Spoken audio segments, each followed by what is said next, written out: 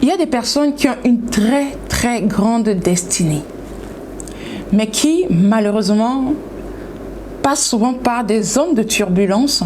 Tu vois, ces différentes étapes qu'il va falloir franchir pour ouvrir grandement la porte de cette magnifique destinée. Mais le manque de prise de conscience de cet état de choses peut faire en sorte que malheureusement, beaucoup abandonnent, beaucoup refusent d'avancer. J'ai écouté cette vidéo avec beaucoup d'attention parce que oui, sur Internet, il y a beaucoup de distractions. Mais il y a également beaucoup de personnes qui partagent des contenus de haute qualité, tellement édifiants qu'on peut tout simplement conseiller, recommander, consommer sans modération. La vidéo qui va suivre m'a beaucoup inspiré. Et le monsieur inspirant qui parle dans cette vidéo nous donne des explications autour des 5 signes qui prouvent que tu as une très grande destinée. Il nous parle de l'empathie, il nous parle des moments difficiles, il nous parle de l'incompréhension. Oui, les gens tu seras toujours incomprise. Il nous parle des barrières, tu seras combattu en fait. Mais il te donne des explications tellement subtiles que j'aimerais que tu écoutes parce que je sais que ça va te parler. Écoutons plutôt. On se retrouve à la fin pour le petit débriefing. À tout de suite. On n'est pas par hasard sur Terre. Chacun de nous a sa destinée, le but pour lequel il vit. Si le soleil, la lune existent pour accomplir une tâche spécifique sur la Terre, le Créateur t'a placé aussi sur la Terre pour une mission spéciale. On peut naître d'une même famille, mais on n'aura pas tous la même destinée. Dans cette vidéo, tu vas apprendre 5 signes qui prouvent que tu as une grande destinée. Beaucoup voient déjà ces signes. Ils pensent même que c'est un défaut ou qu'ils ont un problème. Mais ce qu'ils ignorent, cela est lié à leur destinée. Si tu vois déjà 4 de ces signes, surtout les derniers, c'est que tu as une grande destinée. Alors pour commencer, si tu aimes déjà les sujets d'aujourd'hui, like la vidéo pour permettre à ce que la plateforme le montre aussi à d'autres personnes. Et abonne-toi si c'est pour toi la première fois. Allons-y. Le premier signe, tu es une personne empathique. Parfois, tu as comme l'impression que les autres ne t'aiment pas autant que toi tu les aimes. Ils ne se donnent pas à tes problèmes autant que toi tu les fais aux siens.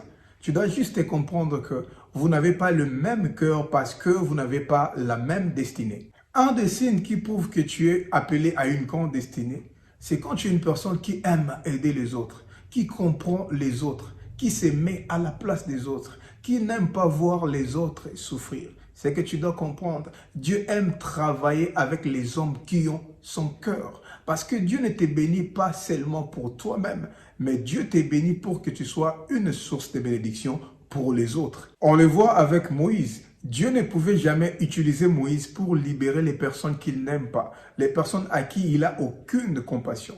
Mais quand tu lis la Bible, tu verras que Moïse avait du mal de voir son peuple souffrir. La preuve en est, les jours où il vit un Égyptien frapper un Hébreu d'entre ses frères. Il se met à sa place, il tua l'Égyptien. Hébreux 11, 24 dit, Moïse refusa d'être appelé fils de la fille de Pharaon, aimant mieux être maltraité avec son peuple. Si Dieu t'appelle à une grande destinée, il va te donner un cœur qui est lié à cette destinée. Dieu nous a sauvés parce qu'il a tant aimé le monde. Jésus était prêt à laisser 95 brebis pour une qui s'égare. Si tu as la bonne foi, si malgré tout tu as toujours cet amour-là pour aider les autres, ce n'est pas une faiblesse. Ne cherche pas à changer à cause des comportements des autres. Ne garde pas la rancune. N'adopte pas un comportement qui va entraver ta destinée à cause des agissements des autres. Joseph n'était pas l'aîné de sa famille, mais Dieu l'a choisi à la place des autres. Pourquoi? Parce qu'il avait le cœur des dieux. Il avait tous les pouvoirs pour se venger de ses frères, mais il a choisi de leur pardonner. C'est pourquoi Proverbe 4, 23 dit « Garde ton cœur plus que toute autre chose, car c'est de lui viennent les sources de vie. » La réussite de ta destinée dépend de la qualité de ton cœur. Deuxième signe, tu passes par les chemins où personne n'est passé. Quand tu es appelé à une grande destinée, tu auras comme l'impression que c'est toi qui souffres le plus. C'est comme si c'est facile pour les autres, mais toujours très compliqué pour toi. Ce que tu dois comprendre, Dieu ne choisit pas les qualifiés, mais il qualifie lui-même ceux qu'il choisit pour confondre les sages. Dieu ne choisit pas les forts, mais lui-même il rend fort ceux qu'il choisit pour confondre les forts. Mais ce que tu ne dois jamais oublier, si Dieu veut te rendre fort, il ne te donne pas la force, mais il te fait passer par des épreuves. Ces moments difficiles ne seront pas là pour te tuer. Si c'est très difficile pour toi, ce n'est pas parce que tu es malchanceux, mais c'est parce qu'il y a quelque chose de bon en toi. Il y a le meilleur en toi qui doit ressortir. Les hommes disent, ce qui ne te tue pas te rend fort. Les autres, l'homme se découvre face aux obstacles. Si tu passes par des épreuves auxquelles personne n'est passé dans ta famille, c'est que tu accompliras ce que personne n'a accompli dans ta famille. Prenons le cas de David et d'Israël. David était le cadet de sa famille. Pendant que ses frères étaient à la maison avec toute la famille, David était à la brousse où il élevait les brebis de son père. Mais il y avait un problème parce que les lieux où David élevait les brebis, il y avait les bêtes sauvages. Donc il y avait les lions et les ours. Donc David était obligé d'apprendre comment tuer les lions et les ours pour se protéger et protéger les brebis de son père. Pendant ce temps, ses frères étaient à la maison. David est passé par des moments auxquels personne de sa famille n'est passé. Et le jour où Goliath, les vaillants guerriers de l'armée des Philistins, s'est présenté pour lancer un défi contre Israël, en leur disant « Choisissez parmi vous un homme qui peut combattre contre moi. S'il arrive à me vaincre et à me tuer, nous deviendrons automatiquement vos esclaves. Mais au cas contraire, c'est vous qui deviendrez nos esclaves. » Goliath inspirait la terreur à cause de sa taille et de sa force. Il se présenta devant l'armée d'Israël pendant 40 jours. Et tout Israël était effrayé et saisi d'une grande crainte.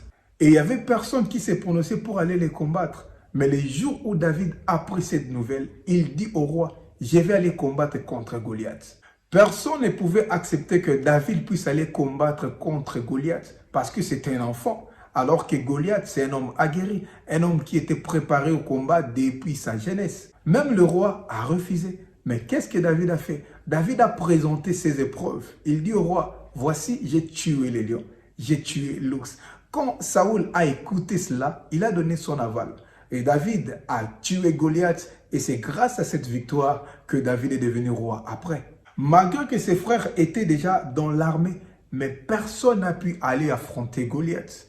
Tes épreuves seront des diplômes qui vont t'aider à accéder à ta destinée. Il n'y a pas de grande destinée sans passer par des moments, des épreuves, par des moments très difficiles.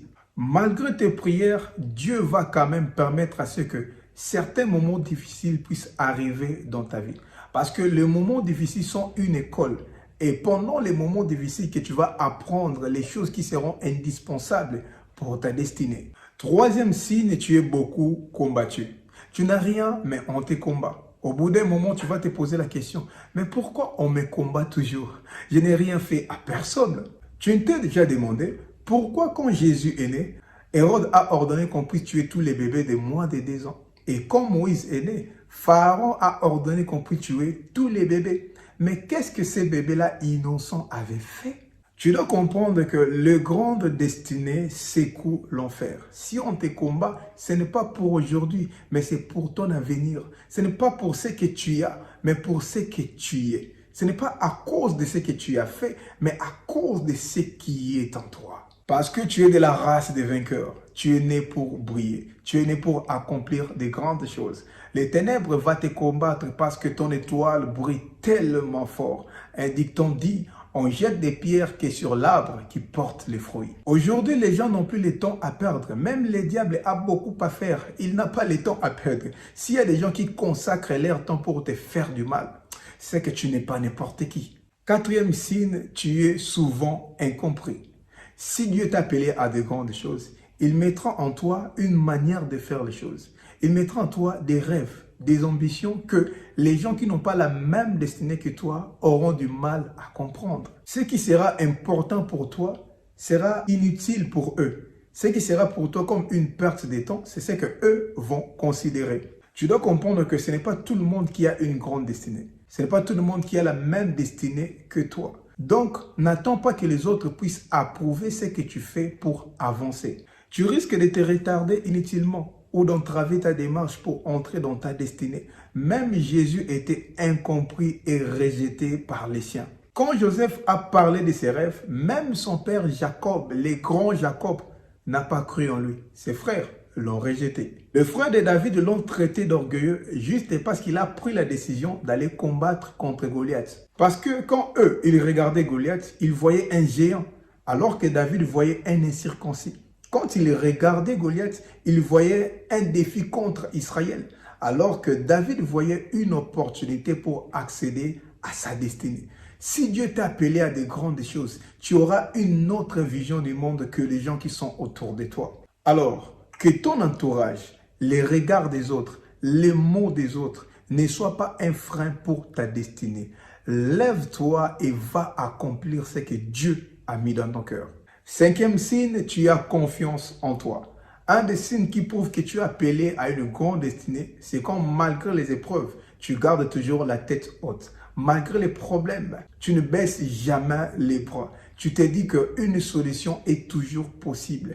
Et cette solution ne viendra pas d'abord des autres, mais cette solution viendra de toi. C'est toi qui es d'abord la solution. Tu ne passes pas ton temps à t'apitoyer sur ton sort, mais tu te demandes toujours qu'est-ce que tu peux faire pour améliorer la situation. Tu sais que pour arriver là où tu veux, tu n'as pas d'abord besoin des autres, mais tu dois d'abord travailler sur toi-même. Tu sais que parfois les autres vont te rejeter, pas parce que tu es mauvais, mais parce que ta destinée t'appelle ailleurs, là où les gens vont reconnaître ta juste valeur. Jacob aimait Joseph, mais l'amour de Jacob n'a rien apporté dans la vie de Joseph. Mais les frères de Joseph les détestaient et Dieu a utilisé leur méchanceté pour les conduire à la gloire. Tu sais que tout concourt au bien de ceux qui aiment Dieu. Tu sais que les voies de Dieu sont insondables. Voilà pourquoi tu ne te perturbes pas. Même en tremblant, tu avances. Même si tu ne comprends plus exactement les choses, mais tu avances. Parce que tu sais que tu es les plans de Dieu. Si toi tu échoues, c'est que les plans de Dieu aussi échouent. Alors que Dieu ne permettra jamais que ses plans puissent échouer. Voilà pourquoi tu es né pour vaincre. Tu vois, parfois tu pleures pour rien. Parfois tu te plains pour rien. Parfois, tu as tous ces 5 signes. Alors que c'est une manière extraordinaire de montrer que tu es une personne différente. Tu es une personne unique. Tu es une personne qui a une grande destinée. Mais comme tu n'as pas cette conscience, cette prise de conscience, tu te lamentes, tu te morfonds. Parfois, tu peux malheureusement te laisser influencer négativement par d'autres personnes, par le comportement dépravé de d'autres personnes. Et voilà comment tu vas retarder ta destinée. Voilà comment tu peux passer à côté de ta destinée. Si tu te retrouves dans ces 5 signes, je prie avec toi ici que le Seigneur te donne le discernement, qu'il t'assiste et qu'il te donne la force de rester debout. Parce que la porte de ta destinée est à un pas. Tu vas l'ouvrir et tu vas manifester cette grande destinée. Si ce n'est pas encore fait, je te prie de t'abonner, de partager autour de toi. Rejoins la communauté pour qu'ensemble on puisse mettre des actions en place pour briller et faire briller les autres. Que Dieu te bénisse abondamment. Ciao.